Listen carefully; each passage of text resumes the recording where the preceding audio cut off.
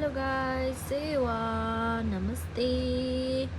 अनि मैले अस्ति नर्सारीको सागको बिरुवा चाहिँ यत्रो भइसकेको छ है गाइस।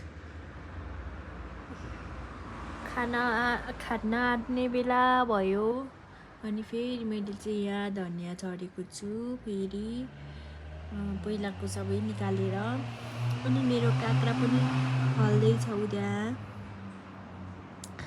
सानो सानो चिचिलाहरू आउँदैछ अनि त्यो सागको चाहिँ बिजोग भयो त्यहाँनिर।